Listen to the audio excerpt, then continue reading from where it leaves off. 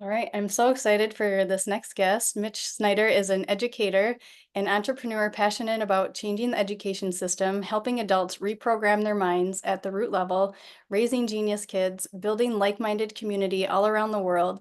He lives with his wife and two boys on a homestead in Minnesota, and 5 years ago he made millions in e-commerce and quickly realized it was not his purpose and decided to let go of what was comfortable and take on his purpose fully. He has hundreds of clients and friends around the world, all sharing the same vision: reprogram your life, change ourselves, change the world, and enjoy the process. So, with that, I just want to welcome you, Mitch. Thank you for having me, Carrie. It's good to be here. Yes. And, often talk about regenerative health, and it's all about creating the right environment for the body, allowing it to flow and removing stagnations and addressing obstructions at every level.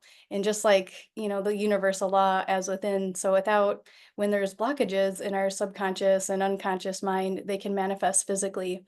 And so often we focus on, doing all the right things with health and changing our diet, moving our body and optimizing our lifestyle, but yet we're still operating from the same programmed mindset that got us the imbalance in the first place. So we might find ourselves stuck in the same patterns. And so I am excited to dive into this topic. And first, I just want to learn more of your story of how you got into this work. Yeah. Well, this goes back to honestly childhood. I remember being a kid and just being kind of anxious, and no one could really explain that to me. And then I would have all these questions about, the world and, why do I feel a certain type of way? Why do I think a certain type of way? And I just had all these questions, and no adults around me really could give me a straight answer. I remember the first time I ever took a class that I liked in school was in high school. I took a psychology class. That was the first time it clicked of like, oh wow, I must have like hormones in my brain that are making me feel some type of way. And so that helped me to start kind of piece things together. I went on to university. I got my degree in psychology. I thought I was going to go, get my doctorate in psychotherapy and all that because I really genuinely wanted to help people because that's what I struggled with. But I Hmm. just found that just doing the whole like armchair type therapy one to one, it's amazing. I realize there's a time and place where people need that. But for me, I was more looking at no, how do we actually really get this out there to people? So yeah, I've been on a quest since I've been very young of how do we create a better world through helping people change their mindset because mindset's interconnected to everything, whether it be health, your relationships, really anything that we have. Yeah. Yeah, and you always talk about the power of our words and the meaning, and how do our words shape our perception of reality, and what happens when we use disempowering language without realizing it. Oh, totally. I mean, let's just take the word health, right? That's what the whole Yeah. summit is about. Yeah. Here's a fun little exercise someone can do. You can do it, you could either pause this or you could do it after. But just Yep. take a blank piece of paper and write in the middle the word health and then put a circle around it. And without overthinking it, just write out all the words that pop up for you, like honestly. Not what you want to put, but what is actually in there. So you might look at health and you might look at it might the first word that might pop up might be like frustration, or it might be like weight or, stuck or something like that. But when you Mm-hmm. start to write that out, what that will show you is what is the surface level of what's called your programming. And Mm-hmm. this is how we're defining these words. So for some people, health is this super amazing word. And like honestly, within themselves, they see the word health as a generally positive thing. Unfortunately, for a lot of us, for many, many reasons, we see Mm-hmm. health and it's more of this kind of, tricky thing, or maybe we feel kind of good about it, but kind of bad about it, or we might feel scared about it. If Mm-hmm. if you're Yeah. if you have a serious, issue with your health or maybe multiple issues, it could be a source of fear and uncertainty. But the good news is you could change that. But that's kind of step one here is building the awareness of what the heck is going on inside of us. And it really all Mm-hmm. does come down to words. I'm sure we'll get into that here in the conversation, but words are a Totally. fundamental part of who we are. Yeah. And let's bring it back to from 0 to 7 is when we start to learn everything. And so I know you talk about that, and I'd love to hear how that's such a crucial time and what can happen during that time to help us, or maybe, keep us stuck in patterns or loops. Totally. So I would imagine many people listening to this are parents, or even if you're not a parent, I'm sure you spend time around little kids, right? And how quickly they pick up things. It's amazing, right? Like I know you have kids, I have kids, Yep. seeing how quickly they can learn how to walk, how to talk, how to crawl, the little expressions they do, even down to like their facial expressions and how they Mhm. say words. It's like they're downloading it all from their environment. And you Mhm. think of how quickly a child learns a new language versus an adult. Like if you have a kid, and let's say you're in America and you're learning English, but you expose them to, let's say, Spanish for 30, 40 minutes a day, they are going to learn Spanish at such a quick level because their body is actually absorbing it straight to what you'd call their subconscious mind. Mhm. As an adult, you want to learn Spanish or you want to learn Mandarin Chinese or whatever, you want to learn anything, you're using a different process than which a kid is. A kid is literally downloading it to their body through mirror neurons and a lot of other processes. An adult has to use more memorization. So Mhm. 0 to 7 is kind of these golden years Mhm. where you're able to learn so much. The issue is you're also going to learn the negative things. So if, between age 0 and 7, you're come home from school, whatever, and then your parents are arguing over the bills or their stress, or, you're eating dinner and a glass of milk spills over and, one of the adults reacts, that's also getting downloaded. So now as adults, we're walking around, wanting to achieve our goals and, live a good life, but we're walking around with all these like subconscious wounds and these subconscious barriers and blockages. And so that's the inner work. As you do that, coupled with all the other great things I'm sure people are learning from the other speakers, when you can combine that, it creates a really awesome synergy by which you can actually really change the things you want to change. Mhm. Yeah, and maybe now we can move into like the unconscious, subconscious, conscious mind and the differences of those and Totally. how, I mean, yeah, so often we can run on autopilot and not realize it. And yeah, so share Well, about the differences of that. yeah, yeah. We have this amazing thing called an unconscious mind. And it's like, when you're driving home from work and you can like drive home from work, you can be like taking a phone call, you can be like eating food, women doing their makeup in the car. And Yeah. somehow you magically arrive home and like you're there. That's the power of our unconscious, right? And there's 1,000 different ways we can look at it, but I'll keep it really simple to start with. So we have 3 levels of our mind. On the surface level, we have our conscious mind, which is about 0.5% of our total mind. The conscious mind is what you're using right now to understand this, interview. It's like you're hearing words. You notice, okay, Carrie and Mitch are talking. Yeah, they got a background, whatever. But it's like that's about really all you're picking up. In the other Yeah. room, or outside, there could be all this stuff going on, and your mind will amazingly tune it out. So our conscious mind is about 0.5% of our total mind. Mhm. Underneath that, you have what's called the subconscious. And I know this got very popular over the past 10, 20 years. A lot of people are interested in hypnosis or meditation and that kind of thing. So the subconscious mind is the layer of your mind which is more of your feelings, your emotions, and your personality. For Mhm. example, if your best friend walked through the door, or if your mom walked through the door, or if your ex-partner walked through the door, you'd probably a different side of you would come out. It's all in Yes. there, but different things will trigger that. So your subconscious mind is about 24.5% of your total mind. Now there's a level deeper than this. This is why the hypnosis stuff and all that, it can be amazing, but it doesn't always change at the deepest level. So your unconscious mind, this is that automatic what's going on in you. It's like the fact that your heart is beating right now. Whether you want it to or not, your heart is beating. You're Mhm. breathing. Your cells in your hand are replicating, at insane amounts. Like that's the real deep level of the mind. Mhm. And it can either be your best friend that's helping you achieve your goals and all these things you want, or it can be this tricky part of you that's constantly fighting you at every twist and turn in the road where you like will loop back. And so yeah, those are the 3 levels of the mind. And the great thing is, so I'm sure we'll get to this over time, but there are different ways and different tools that you can use to address all 3 levels because you need all Mhm. 3 levels. But when those Yep. are all working in congruence, amazing things happen. Mhm. Yep. And I've heard you talk about too and share some resources on the secret behind the secret and how come, this if people are learning the secret or they watch it and got inspired by it, but they're like, it's just not working for me. What do you have to say Yeah. about that? So if anyone doesn't know or if anyone needs a reminder, right? The Secret was this book and a movie that came out in, I don't know, probably 20 years ago now. Hmm. And it was super popular. And then all these people are now becoming aware, okay, ooh, the secret is that there's this law of attraction. So Mhm. whatever I think about, I I tend to create in my life, more or less, Mm. right? If I think I want a new job, I want a new job, and then all of a sudden things start moving around and maybe you get fired from your job, but you get a better job, right? So it's Mhm. like that's kind of how the secret works.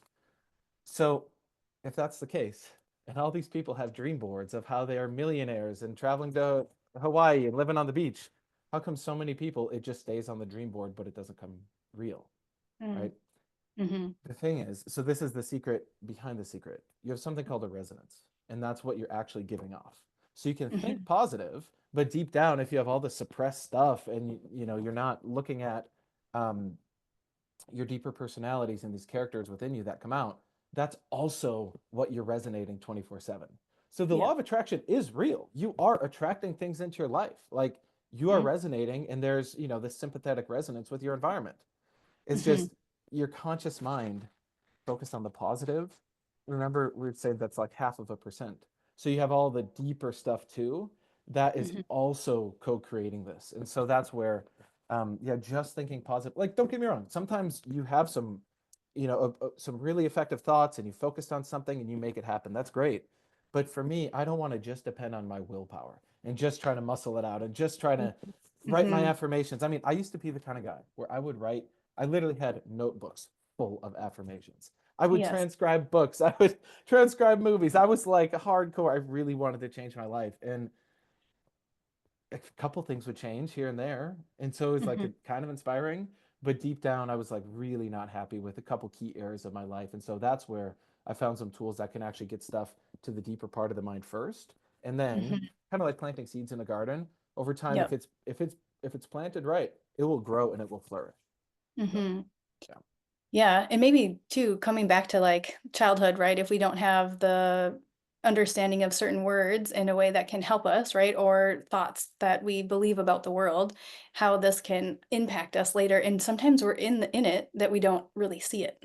Yeah. Well, and I'm curious because I think one of the first times we had met each other, we were chatting about this, and you don't have to go super personal or anything, but I Yeah. think you had said something about your relationship with your parents. You Yeah. saw that that was still kind of lurking in the back of your mind. Was that because I think if you could share a little example from your perspective, it can kind of help Yeah. listeners put the pieces together, you know? Yeah, yeah, there's lots of experiences, but yeah, my parents got divorced when I was younger, and so that I was, I had a really hard time with that. And like all I wanted to focus on was how can I get my parents back together and how can I, and so I didn't have certain basic needs met as a child, which led to other, how I view myself, how I view the world. I was very insecure, had that abandonment. And, my parents were doing the best they could. And I have a great relationship with my mom, and my dad had passed, but we ended up, all things are great now, but it helped me to understand certain things about my behavior and my communication that there's layers. So I'm like, oh, I thought I did all this forgiveness work, or I thought I'm good with my parents now. And I mean, so many of us can probably relate to having some type of thing of, I wish my parent would have done this for me, or, we just start to think about stuff as we get older from a different perspective. But yeah, it was the way I had to get my needs met as a child with my dad. I was using that same communication style with my husband, and it would irritate him. And so that was, like, clear to me, like, "Oh, I don't need to manipulate you," because I would have to try to convince my dad of what I needed, Mm. why I needed to do something to get my needs met, and then I would do that with him, and then it was, like, cause some friction. So that's, like, a little example, Yeah. there's many, but Yeah, that's like a perfect example, right? Because as a kid, we're trying to navigate the world as a kid. And Mhm, there's so much we have to learn as a kid. You know, yeah, think of all the knowledge of the human experience, all the words, all the concepts, you know, then we're going to school and we're trying to navigate social dynamics, all this. And we're kind of doing the best we can. And humans are amazingly adaptable, and we can, especially as a kid, you can learn really quick. But a lot of times we learn these like coping mechanisms to kind of deal with the environment just to like survive. We're not yeah, really taught how to thrive. We're more taught how to get by, get a good enough grades, get a good job. Somehow it will like all work out. That's the dream we're sold, but we're seeing more and more like I mean, I remember I graduated from university, spent a lot of mm, money to go through that school, and I didn't know I didn't know how to handle the real world, except for more of the stuff I learned, kind of the street smarts versus the book smarts. And Hmm. so, what I think a really good example that will illustrate this is, we both have a mutual friend. He comes to the meetup. His name's Joe, Yeah. and he grew up with pretty pretty rough upbringing. Like, just the environment he was in. His parents, they meant as well as they could, but they were not in a position to support him and his siblings fully. So as he grew up, he noticed. So they have a 6 year old son, but him and his wife would constantly be bickering with each other, trying to Hmm. say the same. They were trying to work out like the same thing. Like they both wanted the same thing, but the words they would use, it wouldn't click. And so it would constantly lead to these like disagreements and arguments, and then eventually one of them, would kind of shut down. Like, not even worth it to bring it up anymore, right? Hmm. At that point, it becomes problematic. So now to tie Hmm. it back to what this summit is all about, is regenerative health. Yep. Well, I I know a big part of health is having minimal stress in your life, and Yes. minimal, there's enough stressors in the world. Don't Yes. we want our baseline life with our close relationships, our home Hmm. life, how we talk to ourselves? If that's working well and Hmm. there's a positive momentum there, that will carry over into, our health habits and all of that. So it's all really intertwined, but it really does come back to that childhood and Yeah. how we interpret the world. Because as you can change that, the whole world opens up again. Yeah. Yeah. And our partner can be a great mirror and reflection, right, of Yeah. where we need to grow still. Oh Or yeah, I know yeah, in my totally. life it has been. Yeah, parties are amazing for that.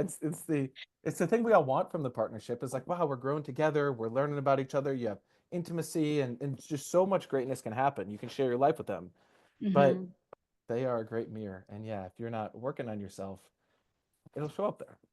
Yep, yep, yep. I've learned even more of like stuff I wasn't even conscious of. And it wasn't until we were in a longer relationship that stuff started coming out later.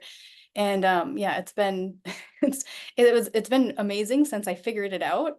But for a while it was just this like make it or break it energy. And yeah, that's not fun and that ripples out to your family and all the things. So yeah, this is such a huge important topic too, because yeah, when we have that good relationship with ourselves and that awareness, we can communicate in a more effective way. And it all goes back down to, right, the meaning we give words. Um, Yeah, yeah. right? Here's like such a simple example, right? The word love. It is Hmm. such a supercharged word, especially in today's day and age, right? Think about, when Hmm. was the first time you learned the word love as a kid? It could have been your parents saying, I love you. Maybe it was you're watching a Disney movie, and the princess and the prince falls in love, whatever Yeah. that means, right? Yeah. But this word love is so supercharged. Yet, if you were to really ask yourself, how am I defining love?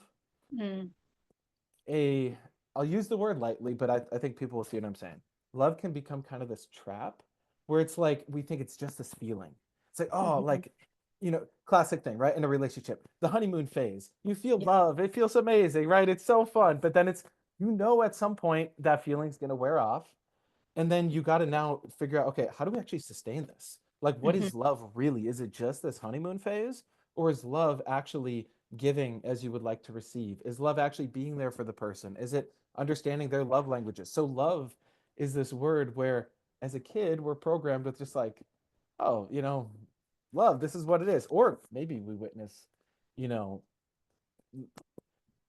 maybe our parents' form of love was not actually a really healthy form of love. Maybe it was really Hmm. toxic. Maybe it was your dad ignoring your mom, or vice versa, whatever. Or your Hmm. mom nagging your dad, or maybe your parents literally maybe your parents were never even together. So this word love, we use it all the time in our relationships. Think of all the phone calls you end with I love you, right? But Yeah. what are we meaning when we say that? Hmm. Whereas that word love, we can learn to redefine it. So it becomes this really amazing word of what we actually want it to be, right? Which is Hmm. true care, truly looking after each other, a truly amazing, sustainable feeling, not just Hmm. this fleeting thing we're addicted to trying to get. Right?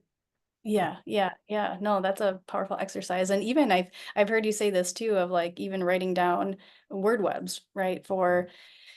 And maybe you could share an exercise because I feel like too a lot of it stems from like mom and dad, right? we can take on patterns or belief systems or habits. Yeah, I see you Yeah, laughing. yeah. Yeah. Well, whether we like it or not, Yeah. on a DNA level, we are 50% our mom and 50% our dad. Yep. Right? Now, if you were adopted or whatever, I realize there's the nature and the nurture. There's so much that goes into that, but the core patterns and beliefs and ideas, also, all the genetic information that you got from your mom and your dad got programmed into you. So if your Mhm. mom had like a stressful pregnancy, for example, or let's say she was worried about the bills, literally when your body is forming and your brain is forming in that environment, that's all transferring. Mhm. So a really helpful exercise that you're alluding to is this idea of the word web, right? So earlier Mhm. when I was saying like write down the word health, put a circle around it, and then write down the other words, that's the beginning of what we would call a word web. It's a really Mhm. helpful way to start to see like what is programmed in here and where's it coming from. So two word webs you can do that a lot of people will resist doing it. I look Yep. at resistance as a guide. For if Yep. I'm genuinely resisting something, but I know it's probably going to help me, I go straight into it just because I've I've I've learned over the years that it actually helps, right? It's like when you resist going to the gym, you're like, I Yep. should probably actually do it, right? Yep. So, um, first word web I would do is write down the word mom, or if you want to write down her name, whatever. But you actually write that down, put a circle around it, and give yourself like 3 minutes on the clock and Mhm. just start to write down all of the words, the phrases, the ideas, all of that, get it on the paper. And I think it will be very illuminating. If you have memories with her, right? If you had, you know, extreme negative situations, extreme positive situations, just get it out on a piece of paper. It helps to start to actually see what's going on. You do one for Mm. your mom and one for your dad. And then the deeper question would be, how do you see this still playing out in your life?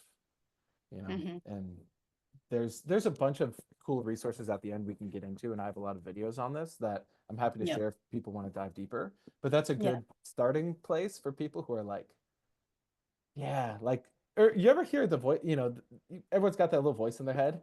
You're like, Mhm. that sounds like my mom is like saying something, or that is like my dad's voice right there. Isn't that Yep. funny? Yeah, yeah, yeah, it happens, or I'm like, I catch myself like almost yelling at my son because I was yelled at all the time. And I'm like, I want to stop. I don't want to do this. I don't want to repeat that cycle, or you catch yourself. Hmm. Right. And then back to that point of how everything is words. That voice in your head, isn't it words? Right? And how we, express ourselves to our kids or whatever, and we pass on these patterns, or some people call it like breaking generational curses, or Yeah. passing that on. It's Yep. all words. It's all running. It's like the software inside of us. Like what's Hmm. running our computer right now or your phone listening to this. It's the same. It's it's not the same, but it's a similar process in a human. And it really all Yep. comes back to the words and then the feelings we have with those words. Yeah. Yeah. And maybe talk about that too, because if we have certain feelings connected with the words, how can that keep us stuck in mental loops or, Oh, yeah, totally. stagnant in our life? Simple one, the word fear, right? A lot Hmm. of us don't like that word, fear. But and then we'll hear these catchy quotes, right? You'll go on Instagram or Pinterest, whatever, and you see fear, false evidence appearing real. You're like, Hmm. great. That's my definition of fear. But deep down, you're gonna go back and you're gonna have a situation where there's genuine fear there, right? Hmm. So like fear is a great example of something that you can learn how to reprogram so it doesn't have an effect on you. Yes, because hey, there's a difference between fear and danger. Like as I'm looking at parenting my two young boys, my goal is to not instill fear into them. My goal is to instill, hey, Sonny, great. So we'll have these, catchy quotes you'll see like fear is false evidence appearing real or whatever. Hmm.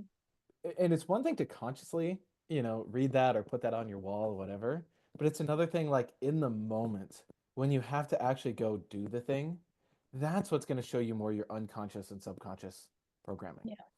And so these words like fear, because there's a difference between fear and danger. So for me as a parent, right, I do my best to not instill fear into my kids. Yeah. Danger, of course, right? They have to know, okay, if you try and jump down the stairs, you could hurt yourself. If you like don't run in traffic, right? That's Yeah. danger. Fear is more of a mental thing where we start Hmm. overthinking and then we'll hold ourselves back.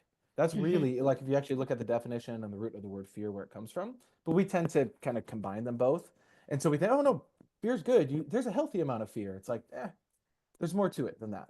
But that's an example of something where, as a kid, we will get develop fear, and it's not really explained to us. We might Yeah, watch a movie. Like I remember being way too young to watch certain movies, and then same. being like terrified of these like Yeah. scary movies, and now I'm like scared to go into a room that's dark as a kid. And then you Mm, just kind of, use your willpower. You kind of overcome it. And you're like, I'm fine. I'm good. yeah. But are we really? you know Mm, like I mhm. think we so often we just kind of we're trying to just get through life, get through the day, Yeah. and then we'll have these big moments in our life that are fun, like the holidays or New Year's, or you go on your yearly family vacation, and that's like your highlight. Hmm. But then the average day, that kind of the depressiveness, that anxiety is just creeping in. And I would Mm, just ask, like, do we really want to keep living that way? Because you hmm. can change it to where your average day is actually pretty cool. It's not always sunshine and rainbows, but where your average day, you actually wake up with gratitude, and you can enjoy these moments with your family and your kids and the people important to you, because from there you can really build. But Hmm. we're not going to be able to do that if we're trying to build with like a messed up foundation. A, Yeah. a really helpful analogy that I always like to share with people is, imagine our understanding of the world is like this brick, like imagine it's like a brick structure, like this amazing castle we want to build, okay? And that's like the structure of our life. Now Hmm. imagine each brick in there is a word or a concept. So there's a ton of bricks, right? You got the bricks for health and how to manage your stress. You got the bricks for family and close relationships, whatever. And ideally we can build this all into this amazing, beautiful structure. Here's the issue: is as a kid, we already started to build our foundation. Hmm. All the stuff we got exposed to as a kid is what's laying at the foundational level. And so, yeah, if we had, rough upbringing, or, things weren't explained to us, or traumatic stuff from childhood, we're now missing certain bricks, or those bricks are like not put in there properly. And then we Hmm. build, and then we're in second grade and we get the second layer, third grade, we get the third layer. And now we're, as adults, wanting to learn all these new things. But it ends up, it's like you're trying to build the 12th floor of an amazing building, but the first three levels are kind of shaky, and you know and then we wonder why we sabotage ourselves. Yeah.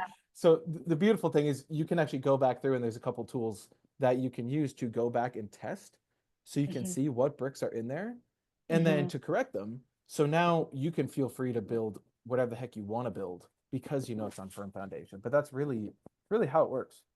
Yeah. So I love that you pointed that out, and I have a couple things to add to it.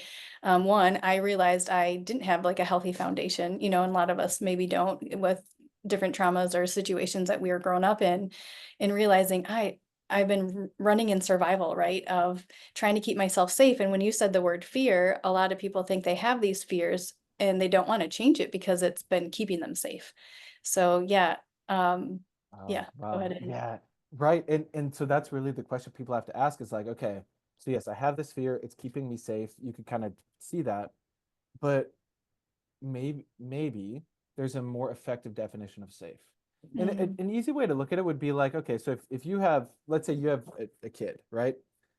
Would you want them to walk around with that same belief system of like, oh mhm, yeah, like yes, to your kid, it's okay to have fear because then you're safe? Or would you rather them just like understand how to be safe, create a safe environment, and help them realize like, hey, fear doesn't need to be this permanent thing in you. Like you might have yeah. some fears here and there, but here's how you can deal with them. Here's how you can Mhm, ensure your safety, and now here's how you can build and go way beyond that. Because from my perspective, of course we need safety, right? It's baseline need we have. I get that. It makes sense. yeah. Yet, do we want to just live our life hoping to be safe and stay Yeah. in our comfort zone, or really build this amazing thing? And Mhm, if, you know, there's a sense of safety in that too. There's a sense of mhm. safety and expansion, you know? Yes. So, Mhm. Yeah, no, and I've put myself out of my comfort zone multiple times and I always grow. And that's why I feel more comfortable being uncomfortable.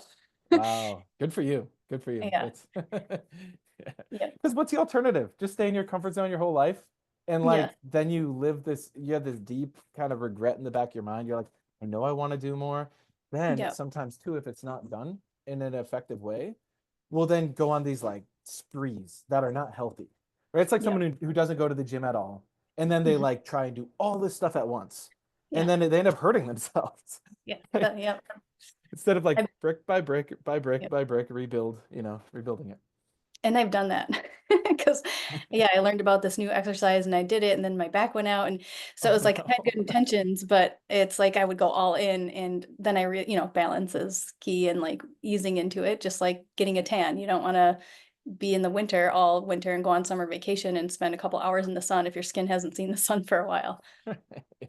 Right. And think of then where do we do that with our mindset work? Because I'm sure Mm. people listening to this, you like to read books, you like to study information, and then we'll go on this binge of like, I'm gonna listen to this whole course in a day. And don't get me wrong, there's a time and place where like it's good, right? You're in a new season of life, you got to get the knowledge. But then we end up trying to learn all this stuff. It doesn't really stick, and then we're like frustrated, and they're like, I'm gonna give up as Mhm. opposed to having a steady plan to integrate the knowledge and the change in our life, apply the knowledge, and then keep growing, keep building. And then it's like we create something really amazing there. Yeah. Yeah, I love that. And I was at your house and you did this exercise that I thought was really, yeah, it's just nice to have these conversation. And how does self-awareness help us recognize patterns and was it self-awareness, Self tell me those honesty and again, self responsibility. self-honesty. Yes. Yeah. The trifecta. Yes. So I'll just give a little context here. So I I lived my life for so long, very much sick and tired of being like stuck. Like deep down, I was like, I am not growing at the rate I want to. Hmm. And we live in this Instagram culture too, where it's like you see all these young people with so much success apparently, and so we kind of compare ourselves to that. But it was like I wasn't falling into that so much. It was more like I just know I can be doing more, and I want to live a better life. And I was really stuck in two areas primarily. One was in my relationship with a previous just girlfriend of mine, and then the other was like just financially and kind of my level of where I was at in the world. And I remember as I started to really do the inner work, start to change the subconscious programming, new things started to pop into my life. I started to Hmm. become very aware that my current relationship wasn't working. And we weren't married, we didn't have kids or anything. So it was just like, I made the decision to just essentially do the breakup. And Yep. it was so cool because I started to realize like, oh, there's things in my life holding me back. Again, if someone Mm. is married or you have kids, it's a very different situation. So I just wanted to get that context. But Yep. then that led me to my now wife and the way we started our relationship was, I'd say, a little bit unique. We were friends, but then we realized we're like, hey, we should be together, but let's not just have this be like, the kind of the standard, like, oh, it feels so amazing, yeah, this is fun, and then it crashes because it's not really built on anything real. Hmm. um And so we decided, we essentially came up with a set of, we call them principles, but it's basically just like things we can agree to in our relationship. It wasn't formal. It wasn't, we didn't write it out in depth and all the details, but it was more just a conversation we had as we said, hey, like, let's be together. This is what it actually means. So Hmm. we have a whole list there's 13 of these, and I'm happy to send it to anyone afterwards. There's a little link and you can find me on Facebook, whatever. But three of the principles have been an absolute game changer in our relationship. And it's allowed me to have a feeling of love and enjoyment and true admiration for my partner that I have never experienced before in a relationship. So, Hmm. these three principles, one of them is self awareness, another is self honesty, and then another is self responsibility. Self awareness is your ability to actually reflect. This is going to be deep for a moment, but you know, I think We're people here would for rather it. be in the deep end than the shallow end, Yeah. right? Yep. So think about it like this: you're in there, looking out of your eyes, right? Like there's actually a being inside you. Some people call it a spirit, a soul, whatever. But it's like you have this awareness that you're here in a body, and that's also the same awareness that you have, right? And like all of us share this awareness. That's kind of like the actual baseline, let's say, energy behind everything. Is this awareness? But we end up getting trapped into all these different thought patterns, and your mind will race a million miles an hour and you'll be going in all these different directions. And then you forget, like, oh wait, hold on, like I'm a human being. Like this is amazing opportunity I have. But then we'll get trapped in this survival mode and all that. And some of us haven't had that feeling of awareness in forever. That's why a lot of people, I think, try to like to meditate, or maybe they do prayer, or they go on a morning walk to have those moments of awareness where they're like, oh wow, yeah, I'm here. This is me in my life. And so awareness, to cultivate that and to have that in our relationships around us. And you can start small, but just little things like that can really go a long way, because awareness is like a seed, and it can grow and it can flourish and it can be this amazing thing. If you've ever been around someone who has this amazing presence and you just love just being around, like in their presence feels good, that's someone who's cultivated self-awareness, sometimes intentionally, sometimes unintentionally. It's just how it's unfolded, right? Self-awareness also helps you though when you have like a crazy thought pop up, or you like just think some nasty thought towards your partner or something. You're like, whoa, where did that come from? The awareness allows you to take a step back and be like, hold on, I could chase that thought and I could entertain that, and I see where that'll go. No, what's a more effective thought? Right. And so that's where self-awareness can literally like change your life, because you can take a step back and realize, wait, I'm not my thoughts. My thoughts are part of me, but that's not who I am. Like who I am is me. Then that ties into the second principle, self-honesty. This one is it's not the most pleasant to look at, right? Because self-honesty it comes in layers. I remember when I first learned this idea of self-honesty, to then how long it took me to actually get it. It was like 2 years of me really brutally looking at myself. And so the self-honesty is being honest about like where we're at, willing to look at the good, the bad, and the ugly. You got to be honest. There are certain traits about yourself that are good. Like, there's we all have some great things about us. And sometimes we're shy, or we judge ourselves, or we were made fun of as kids, and so we like suppress that, or we're told, "Oh, be humble." It's like, well, sure, be humble, but you can also like, you have gifts to share with the world. So you got to be honest about that. But then there's also, of course, some negative stuff that sometimes you aren't willing to look at, right? Like for you to acknowledge that like your relationship with your dad had an effect on you, and it could play out in your current relationship. That's self-honesty right there. And so then, as you have the self-awareness and then the self-honesty, that can then lead to self-responsibility. And self-responsibility is this willingness to take charge of your life, this willingness to say, I'm not going to be a victim. Sure, maybe some things that were really brutal happened to me in the past, but now I can choose how I'm going to deal with it. And then when you have self-responsibility, that turns into this amazing expansion process as well. Because if today you take 100% self-responsibility, that like grows like a muscle. And then tomorrow you could do a little bit more. And the next day you could do a little bit more. Over time, though, that's where like, I mean, you look at you, Karri, you took responsibility to have however many guests in this summit.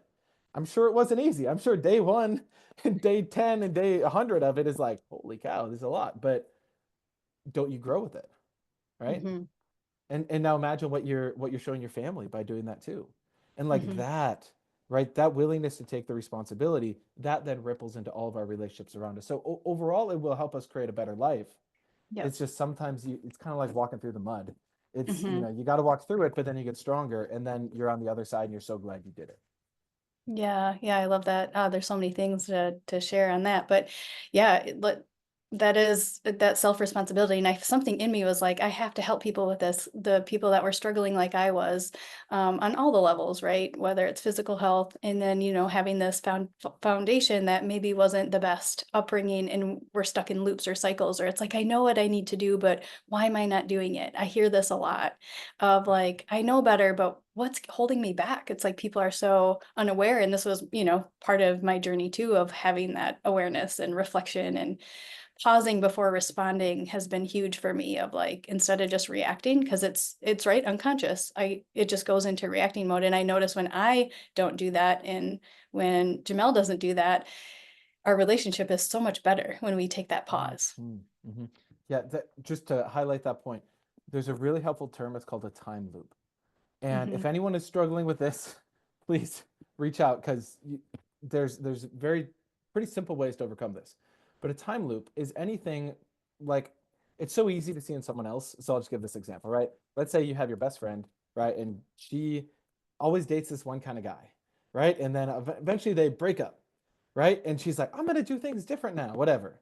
And you see a month later, she's with the same, it's not the same guy, but it's the same kind of guy, same Yeah. pattern. That is that your friend in that situation would be time looping. Different Mhm. time, but looping on the pattern. We will have Mhm. these everywhere in our life though, like the level of depth you might have with your partner, right? You and your partner, you want to have a more intimate, in-depth relationship, but when it comes time for that deep chat, you guys both find a way to avoid the topic, right? Or let's say Yeah. you got to have that tough conversation with a family member, and you're going to see them, and it's the holiday season, and you're going to be around them, and you want to say it, but then you don't do it. You'll time loop.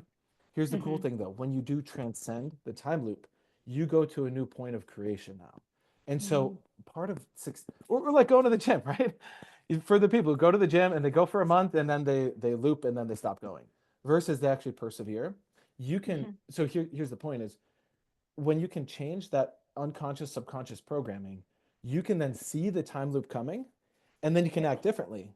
And then Yeah. that's really what change is. And it's not Yeah. always the most glamorous. There's not always people cheering for you. Sometimes it's just yourself acknowledging, whoa, I Mm. did it different. But you start doing that enough, you you literally rebuild your life just Yeah. one point at a time. And after a year or 2 years, you're like very grateful for all the work you've done because you, in a sense, you become a new person. You're still the same you, but it's like a new level of you is coming through. Yeah. Yeah, I love that. Yeah, so much wisdom in this conversation. I hope that people like take it and apply it and yeah, take that pause right before we respond if that is something that's coming up for you. And how does like our lack of knowledge about words and origins keep people disempowered? Oh boy, that's a great question. Okay. There's a couple areas that I've found over years and years of doing this and working with a lot of people. Is two areas that we will keep looping on, and they're connected to our health and our well-being, but we might not see it directly. Hmm. One is our money situation, and the Hmm. other is our relationship with a partner or lack thereof, right? Yeah. Because if you think about it at a very subconscious level, the two pillars that have kept us surviving for however many years humans have been alive is our Hmm. money, our ability to provide for ourselves, and then our relationship, which is procreation, procreating the species. This is like the deeper brain stuff. And so you're asking about the lack of knowledge and the lack of words. How does that like hold us back? So if we don't have the right understanding by which to create money and be be really good at creating value for the world, and maybe it's just you have a good job or whatever, maybe you have a spouse who cares for you or whatever, or maybe you're an entrepreneur or whatever. If we're limited in our understanding of how money works and how value creation works and how business works, Hmm. think about it. There's a reason, 98% of small businesses fail in the first 5 years because Hmm. we're not really educated with that foundation. And so that's something where subconsciously then you think of how much I heard it one time that the average male thinks about money like it's like every 2 minutes or something. Like it's crazy. Like for guys in specific, but just in general, right? Think of how much of our life is tied to that. So if Yeah. we don't have a sense of competence with our ability to create money, you know, expand that ability, use money to enjoy things, and if we're at whatever, if, you're at a restaurant and you want to get guacamole on the side, but you judge yourself because it's an extra $3, it's like, think of how Yeah. much that's impeding on our lives. Yeah. And so that's a whole like architecture where if you don't have the right definition, it can be frustrating. But Hmm. if you do have the right inner architecture, it can be this amazing source of creation and ability. And like that was a game changer for me when I learned how to really make money in business. It was it opened up so much for me that it's like now we have a homestead and I can like actually support my family with the stuff I want to do. Hmm. The other part though is those relationships, right?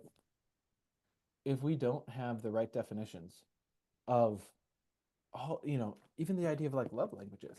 How many people read the love languages book and they still don't actually live out, like, oh, I know my partner's words of affirmation, and they maybe try and give them words of affirmation, but it doesn't like click, right? And Yeah. so we're in this really tricky situation where we're drowning in information. There's so much information out there, but that Hmm. ability to take the information and process the information, this is now the next level of where, where we're at as as humanity, really, but as individuals. Yep. The ability to process the information is the next level. And so, Hmm. yeah, and part of processing the information is that you got to have the right definitions of the words, and Yep. then the ability to do that real time automatic, not Yeah. not having to think about it, but like your gut reaction, when that's working Mhm. in your favor, your whole life opens up. Yeah, no, I love that. And bringing it to health, because those are two, being secure financially and in our relationships is such a huge piece. But also, I see people giving their power away to an authority or somebody else because they might not understand, right? We give our power away to a doctor because they might know better, or, yeah, Sounds how like does they that? know better. And Yeah. we were programmed. I mean, think of all those Grey's Anatomy and all this stuff, right? It's Hmm. like we live in this culture where the doctor is this symbol of authority. They got the white lab coat. They went to school for 8 years or whatever. And we see, and think about as a young kid, right? Like I remember having to go to the doctor once a year and you get your shots and all that stuff. And there's a reason I'm doing it different now with my wife, right? And thankfully for you, Carrie, and a lot of the local people, like there's there's a there's a better way where you can become the authority. Here's a perfect example. Another word web someone can do, or just real time think about it. When I say the word authority, what is the first word that pops up? Right at the first view. A lot of Mm-hmm. people tends to be something. The authority is either like the law, God, doctor, just some sort of symbol. Government, police. People see Hmm. authority as that, Yep. but actually, right, the third definition in the dictionary, in the Princeton dictionaries, which is my favorite one, is authority is freedom from doubt and belief in yourself and your abilities. That's actually what Mm. authority can mean. Like Wow. you're the author of your life. And so Hmm. isn't that what the whole summit is about, is not Yeah. giving away your authority to the doctor. You can consult the doctor if it makes sense. There's a certain situation where you might need that, but Yep. you're the one deciding, not just like, oh, doctor's orders, doctor said I got to take high blood pressure medication, whatever. It's like, maybe there's a root behind it, but no Hmm. doctor is going to be able to really figure that out for you. You got to take that journey for yourself, and then you become Hmm. your own authority. And it's kind of scary because we weren't really taught this as kids, but Hmm. it's actually the thing we're all looking for, is to be our own self Yeah. authority. Yeah, I love that. And doctors are there for a reason, for emergencies and surgeries. And it's amazing all the advancements. Yeah. And so I don't want to discredit that, but also, watching my dad struggle with his health and, seeing so many people get surgeries that I'm like, ah, if they just listened to their body, they could have saved their uterus or their gallbladder or tonsils and all these things.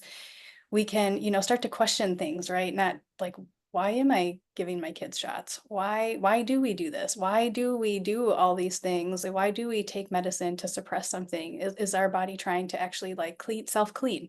And so it's having the education, right, to understand what's happening in our body. And this is like a huge piece of why I want to bring this conversation together with so many different people and different perspectives to show there is another way. And Yeah, we yeah. can take our power back in that way. Well, totally. And I think an issue that people will run into is then they go, okay, I get this. I want to, figure out my health. I want to take that responsibility back, for myself.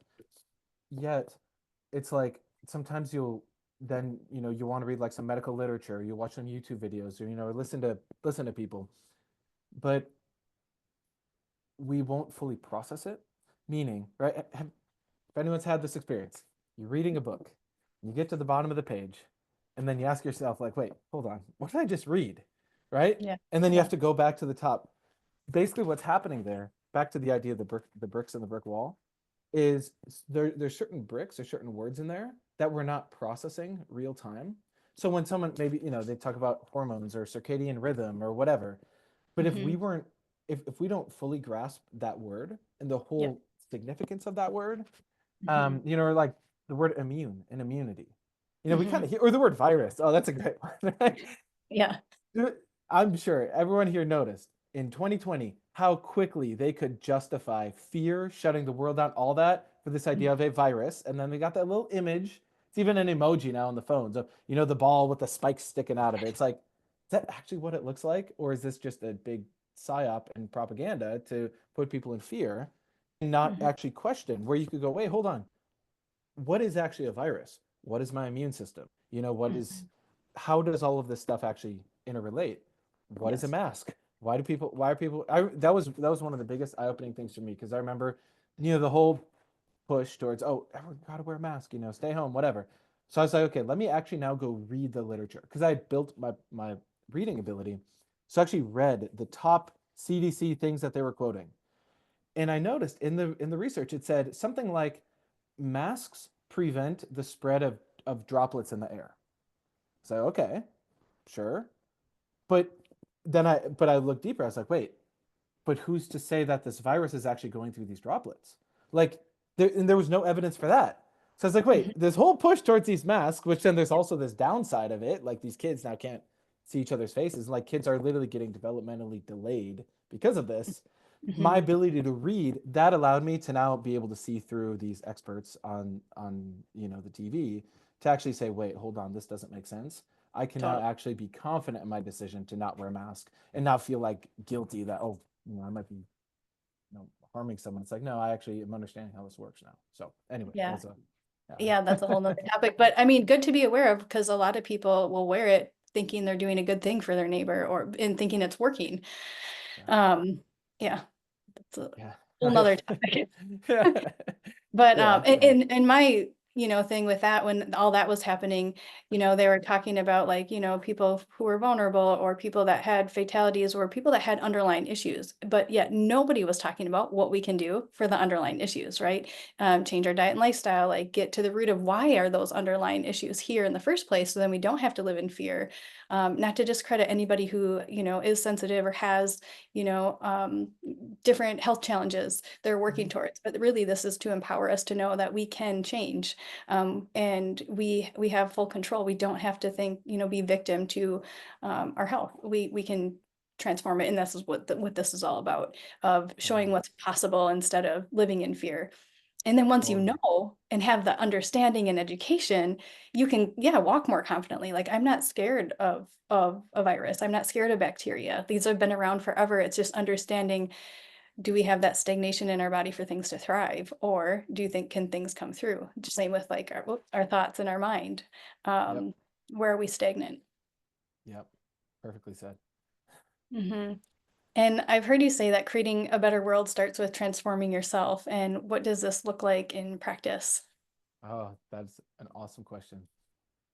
So, as you said earlier, there's that idea of as within, so without. So if Hmm. I'm living in fear, right, and I'm doubting myself, and I get angry or whatever, that's going to limit how I show up in the world. It's going to limit how I interact with my wife, with my kids, with our community, everything. As I can process that stuff out, and now I can actually look at the anger and see, does this actually make sense? Where's this coming from? Oh, this is coming from my dad who got it from his dad. Okay, cool. I can actually let that go. And then now I can show up differently with my kids, right? I can show up differently in the community. I can be more creative in a moment instead of just running this kind of past program, right? Hmm. I look at it like this. I think everyone can relate to this analogy. Everyone had the experience of you're on your computer and you have all these tabs open because there's all these things you want to read and all this stuff you want to do, right? We got all these tabs open. And then you try and open up like Zoom or something. You're like, why is my computer so slow? Oh yeah, there's all these tabs open, right? So with our computers, then you close out the tabs or whatever. Maybe you do a hard restart on the computer and that it could go faster. The thing is, our mind operates in a similar way. We have all of these tabs open, from open loops, open conversations, our half done to do list, our schedule, all this stuff is in our mind too. Hmm. And so we walk around thinking that we're at our full potential. Meanwhile, it's like the computer with all these tabs open, and it's kind of like frustrating and irritating and it's kind of slow. And you're going to be kind of limited in what you can create. Hmm. Versus I think we all have that experience too of, you just had a great workout or you did a good yoga session or whatever. You just had your coffee or your tea and you're like in the zone. It's like we kind of want to feel like that all the time, right? Hmm. Hmm. So there's the way you can do that is by, again, reprogramming what's in here, shutting down the old characters and the old like personality systems we have. There's a way to essentially clean that up. Now you have all this space and all this mental and emotional power by which you can actually bring in really cool things to the world. like, Mhm. doing a summit or like a business or whatever, creating a really cool plan for your kids for something they want to learn. Yep. And so how this relates with your question is when you can change yourself and you can actually let go of the stuff from the past, you have this life force within you. When you can clear up those stagnations, right? And now the energy is actually flowing through you more and more. You Mhm. can now see, okay, what is going on in my community? What's going on in my neighborhood? What's going on in the world? What do I Mhm. actually want to put my life towards? And Mhm. so, like for me, and what I've seen, now that our communities have kind of, uh, intersected through some amazing mutual friends we have, it's like I look at the state of the world, and especially the whole 2020 thing, which we don't have to totally get into, but I'm like, I want to make sure that my kids are going to inherit a world where people can thrive at a way higher level than is currently happening. It's Mhm. kind of this accepted thing where we're just like sleepwalking through life. You work for the weekend. On the weekend, you might drink or whatever. You try and forget about everything. And then at some point, you get, you're 50, 60, 70 years old. And then you're like, what just happened with my life? Um, Mhm. I would much rather create a world where we can enjoy every day and we can be creating every day and we can envision this newer system. Some people call it like the new earth, whatever. I'm not necessarily, you know, without getting woo woo about it. It's like, let's look at what's actually affecting our lives. We have our local government, we have the businesses around us, we have our local communities, who our kids spend time with, how much screen time our kids have. There's like all this practical stuff that can actually influence us. So the more creative we are, the more we're showing up as our full selves, the more we can really be like a conductor of an orchestra, right? We can say, okay, let's do more over here, let's do less over here, and it's like your life can become this amazing symphony that you can direct and you can coordinate. But if you're scared to even get on stage or you don't even know what the music's supposed to sound like, it's going to be very different than if you're like, no, I hear this beautiful sound in my head and now I have the skill and I have this ability and I have a community to create this. That's what we can do. And then imagine when we have that in, you know, 200 cities around the world, the ripple effect that has, the collective consciousness, however you want to put it. That's what I've committed my life to. And it's led me to amazing people like yourself, where as you do that, it's like the universe listens and then new people come in your path and all these cool things unfold. And now, like, our kids, I'm sure, are going to be the best of friends. And imagine what they could build, by the time our kids are, 12, 14, 18, whatever. Maybe they're like actually solving like these huge problems facing humanity. Right. And so that's how I've seen it for myself, and I've seen it for many other people. Is, yeah, when you kind of get your own life sorted out for the most part, you can then start to look at, okay, what impact do I really want to have, and that's where you'll reach a level of fulfillment too. Mhm. That is just, it's like this new source of energy that you're able. It's like a new source of fuel.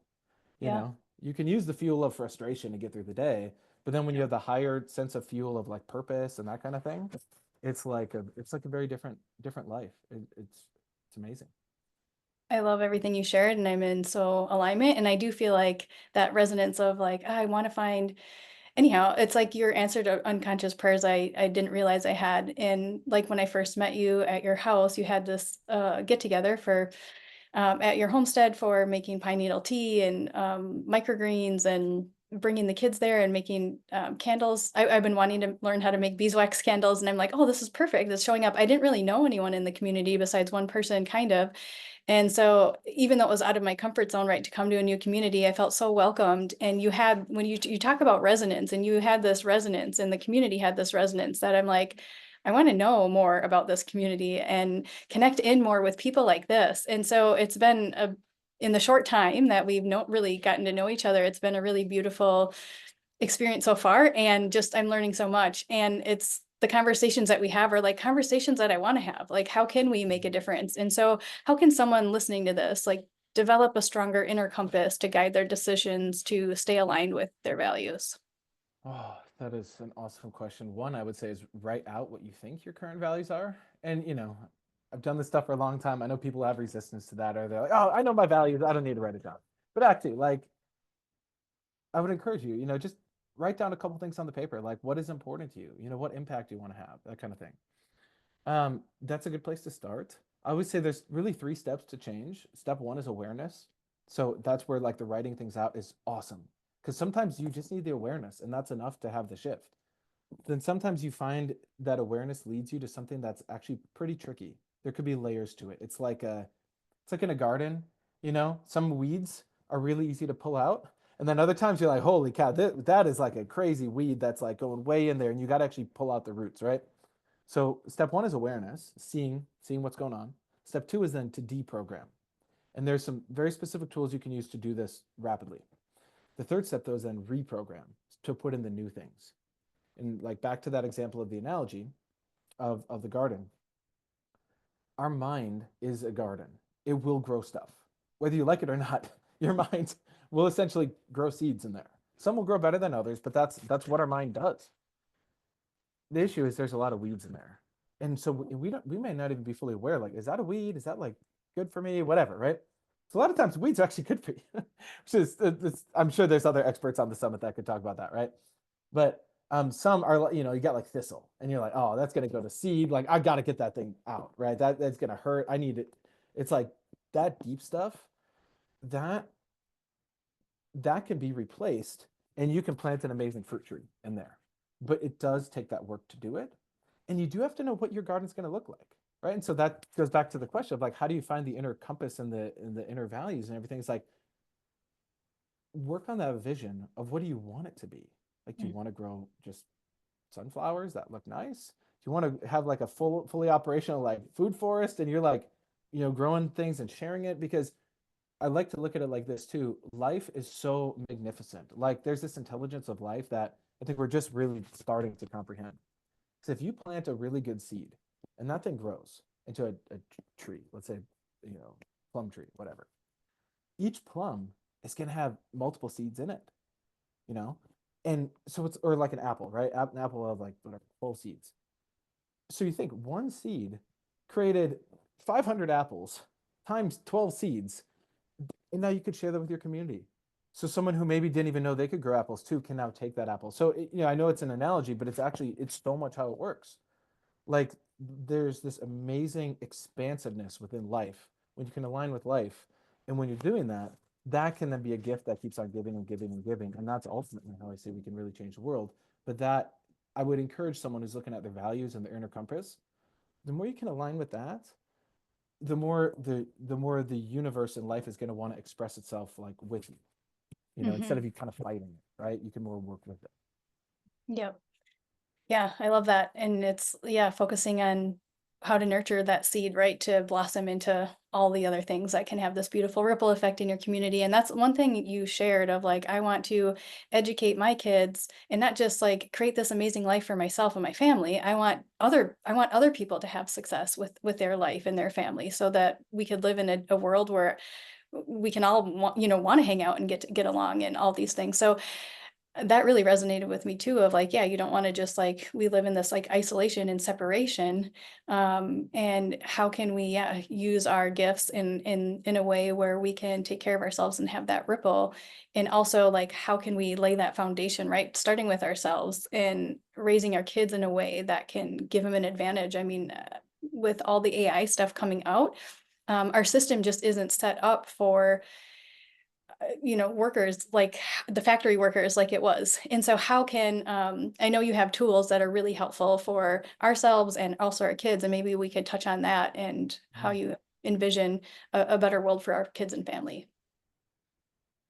So on the little link tree link, wherever it's posted, there's a YouTube video on there. There's a few. If anyone's resonating with this, I think you'd like all of them. But there's one that says "Prepare your kids for AI-driven future before it's too late," and in that it showcases all these different kids in our community that are using it's a specific learning tool to really lay the foundation at a whole nother level that just doing school, just having one teacher and 20 kids or 30 kids, just based on that dynamic, certain kids are going to exceed in that and certain kids are going to kind of fall behind in that, right? And that's fine. I realize school is a thing. Like, I understand why school is there, but just for a parent especially who can see this, I think that video really helps elaborate on like what's possible for kids.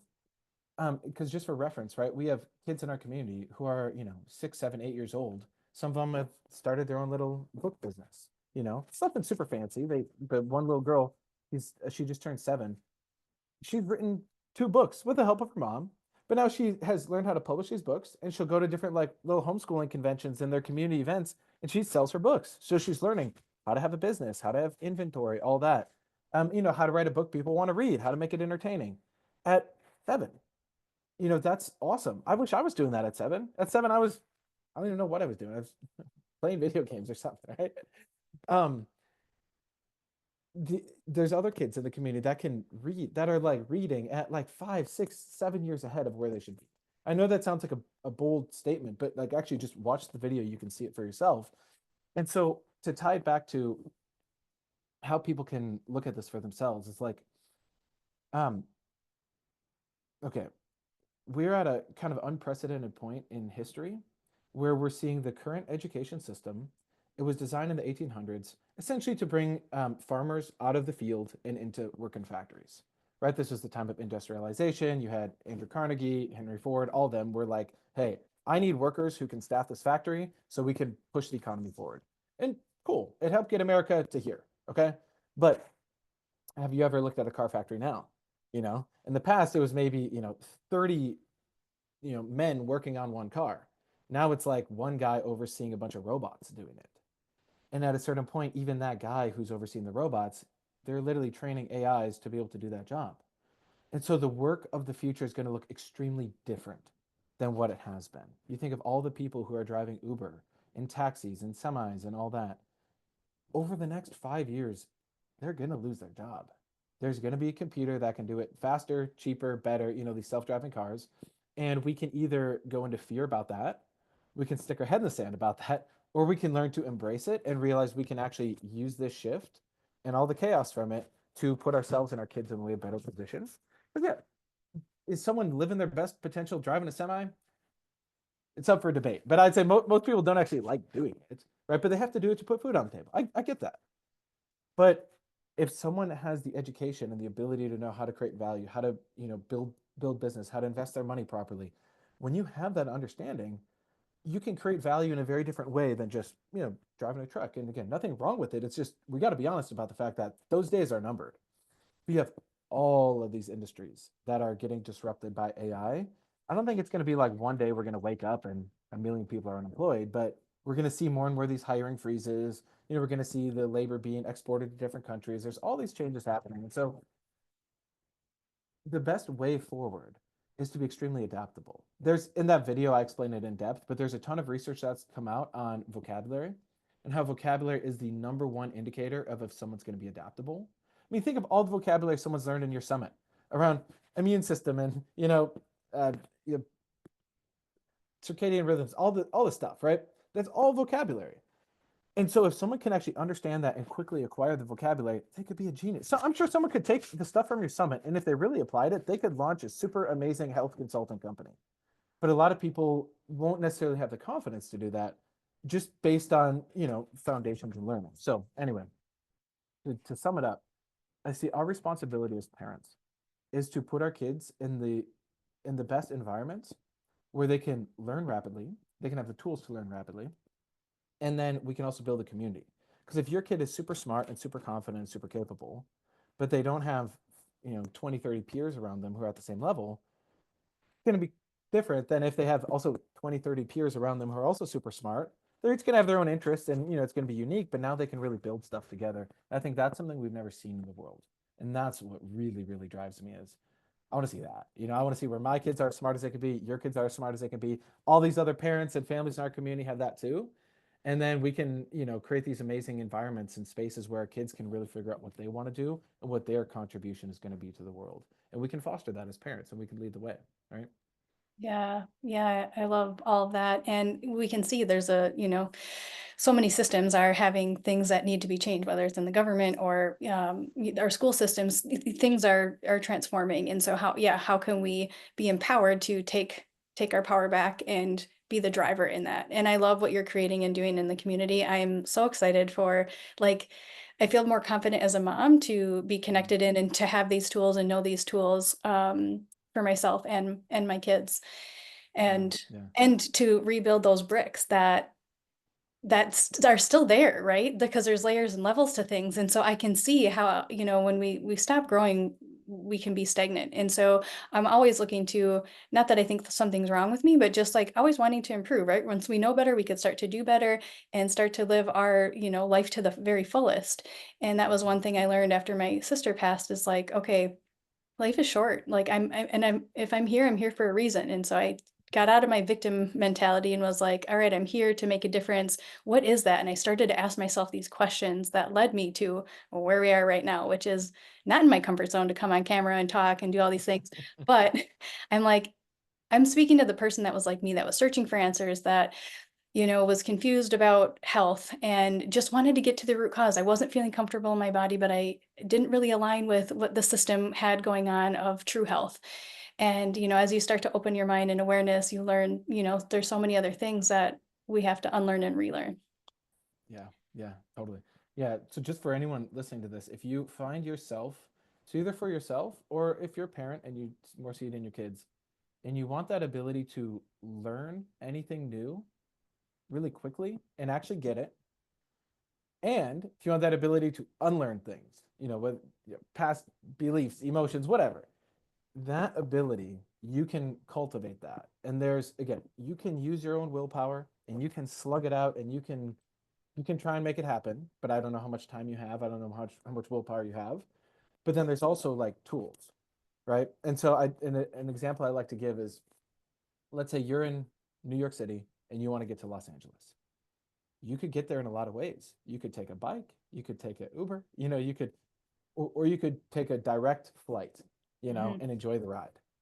So it's like, how long do you want to take to get to where you want to be? And if you want to kind of speed up that journey, like there's definitely a link by which we can talk. Because I have a calendar link on there. If you want to just Yeah. chat I'll direct put, or yep, I'll yeah, put all your links. And if you want to even share that video too you're talking about, I'll put that yeah, and link to connect with you. So yeah, people yeah, are resonating with this conversation and want to learn more. I mean, every time I talk with you, I learn so much. And I'm like, yes, and same. yes. And it's like all these things that I'm like, oh, it's so nice to talk to somebody who's not only aware of this stuff, but actually doing things to change and transform, not only within yourself, but your family, community. And the community aspect is so vital because we work so much better together than we do separate. Totally. We're all interconnected, Mhm. and when we're each at our full potential and expanding that and growing in that, one, it's a lot more fun. I enjoy a bit more hanging out with my friends who are pushing themselves and growing, and we're talking about new things rather than just like reliving the past.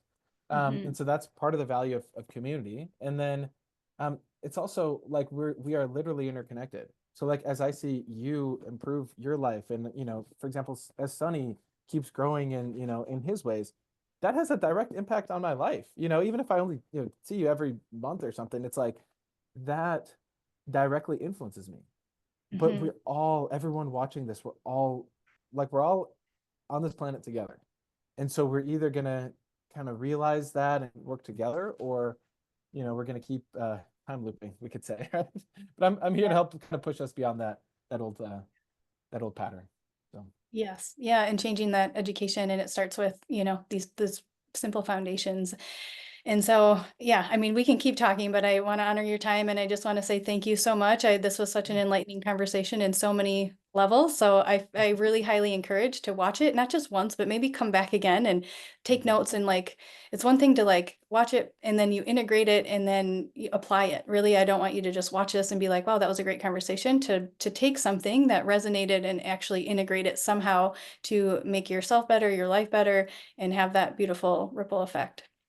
Yeah, absolutely. And if anyone is so compelled, yeah, you can click that link and it'll go to, there's a couple different links within it, and some videos if you want to learn more, or you can connect with me on Facebook. I post a lot of stuff on social media. Or if you do want to connect, I do have time in the calendar there. I just ask, there's a question I always ask before someone books, like, what is the intention? What's the outcome with this conversation? Because yeah, it can be absolutely life changing if you're looking for that kind of thing. So thank you, Karri. This is wonderful. Yeah, yeah, I love this conversation. So yeah, thank you, Mitch, for all you do and all you're creating, and so great to know you on over this and in person. Yeah. So yeah, yeah, thank you I for. Go ahead. Yeah. I look forward to the future. It's Yeah, it's it's a very bright future when you're yeah, in creation mode. And so Mhm. we're here to help foster that in everybody. Yeah, I love that. Yeah, thank you. So, yeah, with that, we'll end it for now and yeah, take it and apply it and enjoy your life. Awesome.